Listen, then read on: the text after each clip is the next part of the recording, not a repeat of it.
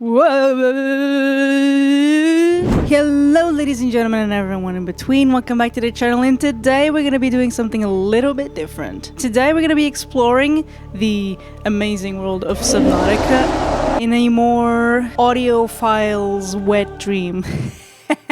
Let's see. Yes. Oh, it never gets old. Shut up, lady. Come on. And if you don't know Subnautica, pretty much the whole game is played underwater in an alien world that you've crash landed into. It's a whole story. We're not gonna really dive into the story too much in this video. I just really want to explore this world as a nerd, like God intended. God, the design of all the creatures, the design of the places. What the fuck is going on here? Oh no, I actually feel kind of sorry for that guy. Okay, let me see if I can help him. There you go. You good? You good? I'll give you an assistant, Mr. Gary Fish. There you go. That's adorable. That is my favorite noise in all of video game glory. Oh, it just warms my heart. Feels like I'm home. Oh, there's a baby one. There's two babies. Oh my god. Three babies. Oh my god, it's a whole family. Look at that. These guys are huge and they sound amazing. I guess I could stay here the whole day and just listen to everything except for you, lady. Please let me fucking listen to these beauties. I've heard on some forums that back when the game was still in production that this sound actually was someone shouting onto a microphone, slowing it down, stretching the audio like a bunch, like a million times over, and that's how it sounds so slow and so big and so boomy. Trying to replicate real life whales, that's the kind of sound that they went for. Actual whale sounds, because most of these are fake, and then there's music on top of it, which is very annoying. Is this real? Whoa. I actually never heard these. I don't know if they're real. Wow. If this is real, this is crazy. Honestly, I could just sit here and listen to whale sounds the whole day as well. The problem with filming these, it's because these noises are way out of our range of listening. If you don't know, humans have a listening range between 20 hertz up until approximately 20,000 hertz. And we're typically more sensitive to frequencies between like 500 hertz and around like 4,000 or 5,000 hertz, because the sounds between 500 and let's say 2,000 hertz tend to be where a lot of our speaking is. We are communicative animals, so we need to be able to listen to each other, and that needs to be something that triggers our listening in order to be able to communicate better. Ferrets have an incredible wide range of listening, but this is all dependent of what we need as creatures. The goldfish, look at the goldfish go, that's a lot. When the caveman era, we didn't need all that range because, let's be honest, we're not going to be fighting bats. I hope we don't have the bat uprising anytime soon. That'd be kind of annoying. They're cute, but that's okay. That was a little deviation there, just because I love these guys so much. I love you, mwah, mwah. Goodbye, my friends. Now I'm gonna go dive deeper and hate myself for doing it. You can hear like little clicks and little rattles and little things and these little high-pitched vocalizations, and they're not necessarily from creatures that you are seeing on screen, and that's a really cool trick to make the world feel a lot more lived in without it actually being on your screen constantly showing all these kinds of creatures, because let's be honest, no one would be able to run this game otherwise. I wanted to get to the deep end, but I kinda forgot to check which area of the game I was in, so I'm just going, because I want to see the big leviathans. Those are the fun ones. Not only is it nighttime, it's also one of the darkest parts of the game. I can't see shit in front of me. I'm gonna keep this up so I know where I am.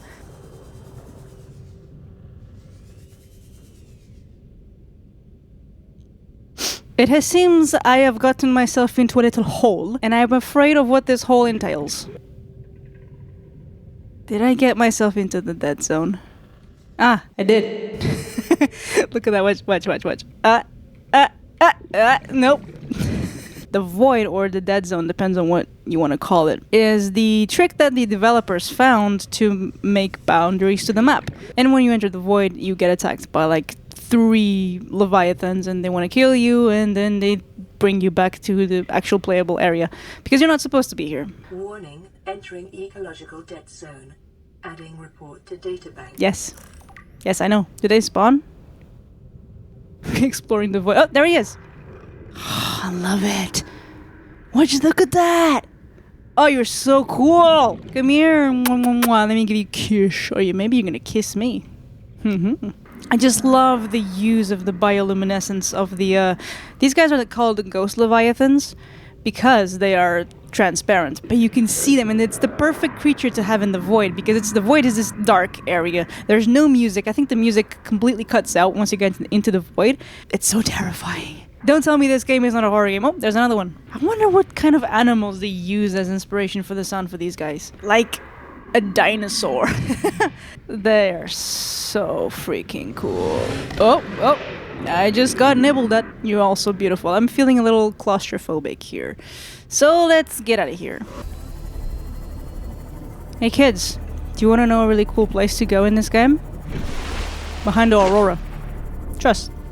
It's really cool. I think you should go. Check it out. We're getting closer. I can hear him. I don't know if I can see it. This area is just amazingly designed. Because the murkiness of the water, you hear it. The very first time you come to this place, you hear it. Because you come here and you want to investigate, you want to explore, gather some equipment, and then you hear this roar in the background. And you're like, what's going on here? And then you get closer and closer and closer. Hello there. Closer until he's right underneath you. That actually scared me. I love the Reapers because they did this really cool spatial thing where they use a lot of reverb and a lot of delay to not only make it sound like this creature is in this vast open space, but it also makes it sound huge. Like this guy is big and he's somewhere. He can see you, but you can't see it because it says on the PDA that it actually can see you if it's roaring. You have to scan them in order to get their information. I forgot that little detail. I'll be right back. Come here. Let me scan your face. It's freaking... Oh, God. It makes my hair stand. Oh, God. I love it. Come back here. Don't go calling your friends. I know there's more of you here. I just need the one. Please, let me scan your ass. Okay. Got it. Let me get the fuck out of here now. That is not safe. Like, you think you've entered this biome and you're safe? No. It can come into this biome, and then you're like, oh fuck, I'm dead. And then you die. That's it. Okay. Echolocation, the deep roar emitted by the Reaper at regular intervals that is effectively sonar. If you can hear it, the Reaper can see you. And I also love this little note at the end. Motivational note, congratulations on getting close enough to scan it and living to see the results. We're doing it for science. Oh, you're right here. See, you're never safe. Roar for me, baby. I just love that roar, man. Even though you're like, it's a game, you're not in danger, but it digs these feelings out of you and makes you feel scared because this is what our human brain tells us. Oh, this is a predator. I gotta get away from it. It's scary. Which is why people who make these kinds of games always make these creatures sound extremely scary, picking up from other creatures in the real world that we find scary, like a lion or a tiger or a big predator creature that could eat us and kill us, and that's not nice. So they use that to create fear in you, and they say this is not a horror game. Don't forget, this is not a horror game. I gotta keep saying that. And I mean, we do use fear a lot for our entertainment, and I don't know what that says about us as a society. Now, there's some guys here that I absolutely love, as one of the final ones that we're going to be looking at today. These squid, octopus-like things. They release these EMP blasts, which is so cool because they deactivate all of your systems. You have to physically move them back in order to get them to connect again. And these are the crab squids, because they're a crab and a squid. And they got huge brainers. For me, they're the coolest most interesting sounding creatures because it's a mixture between organic and electronic. And there's another one. They want my sea moth. You can't have my sea moth. Oh god. What you guys doing there? You freaky little freaks. Sirs, can you give me some... Ah! It's like dubstep in my ear holes. It sounds so freaking cool. Which actually brings me into the what... The whole point of this video is because I wanted to try out and see if I can replicate some of these sounds. I got here a sample of our friendly neighborhood reefbacks. And now if we de-stretch it, it sounds a little something like this. Ooh. I believe it's transposed as well, so I'm gonna do a bit of pitch shifting. Let's say like 12 semitones. Maybe it's a man, I'm gonna do a little bit more.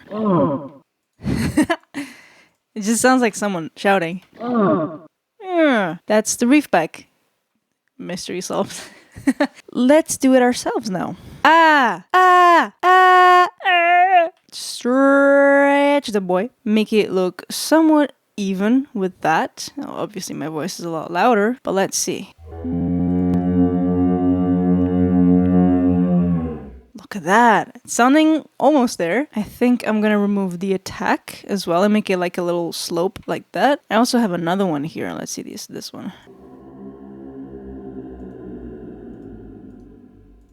That one's even lower. So we got two. We got this higher one and this lower one. Let's give it some reverb and some delay. I'm gonna keep the delay at a 1.2 and see how that sounds.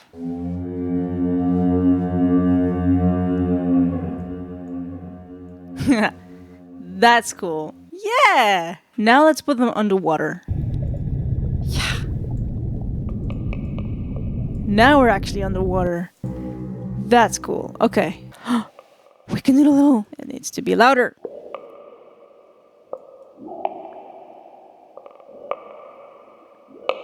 Okay, let me see what I can do with that ambiance.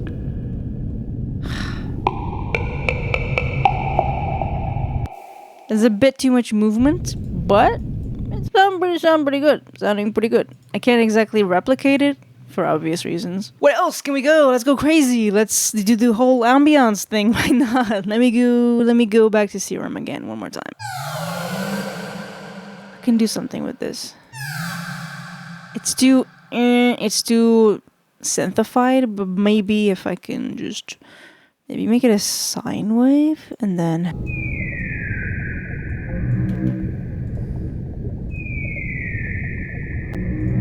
yeah.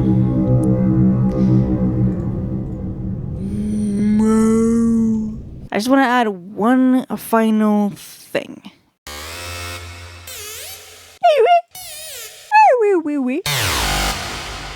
That kind of sounds like the Warpers. But this is something. It's like he's here, like he's talking to you. That's cool. That's kind of fun. I've actually never really tried to do something like that. Try to replicate like the ambiance of a game. There's so much that goes into just a little small part.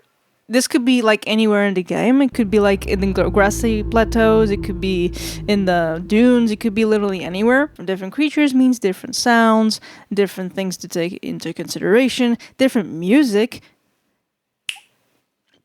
I forgot about something. Wait. I'm not done. I am not done. It's part of most of the songs on the soundtrack, and there's always just a slight pad in the background, just being pretty in the middle of all this craziness. Let me pick some random chords. We're gonna start with a D minor or something.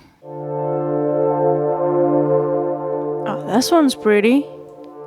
Hell yeah. And the chords are very similar. Sometimes you get a little bit of a difference here and there, but the chords will pretty much stay the same. But I'm gonna do just a little bit of a difference here, just to make it sound a little bit more interesting. And one more pad, because you can never have too many pads. And this one can be a little bit higher, pitch-wise. It's a neat little trick also for production, for any genre really, because you can build some huge soundscapes with just a couple pads. But just using one, you're not gonna get that same effect. Like, this sounds so basic, but it's the basic things that you sometimes forget about. And now we got all three.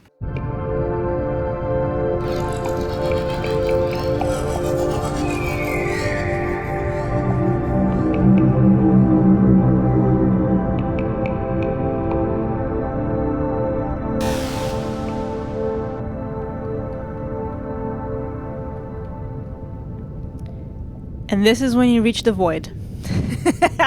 Just nothing.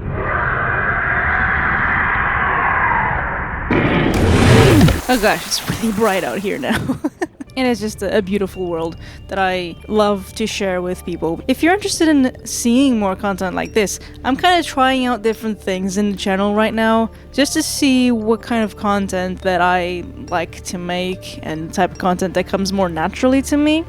Let's see, I don't know. I like gaming, I like music. Combining the two seemed like an obvious idea. So if you guys like this type of content, let me know if there's any other games that you would like me to do as well. Hello, sir. How you doing? Just floating along. Maybe I can even try to do Subnautica. Survivor, you have exceeded your weekly exercise. She is never gonna leave me alone, 500%. is she? I was actually thinking of also doing Subnautica Below Zero, which is gonna be a little bit different because I've never actually played that game. So it's gonna be more of a first impressions kind of audio and music style. But that sounds like it could be a cool idea. If you guys have any other suggestions of other games that you would like me to do, feel free to leave them down below. I'm gonna finish off this video over here. Of course, there's a billion other things that I would love to talk about this game. Maybe I'll do another video about this game way down the line. But for now, I'm gonna leave you and love you, ladies and gentlemen, and everyone in between. Thank you so much for clicking on this video, and I hope you enjoyed. I hope you maybe even learned something. It's very dark right now, it's late. And as always, comment down below, subscribe, put a like in the video, all that YouTube schnazzles. And I'll see you next time. Bye bye!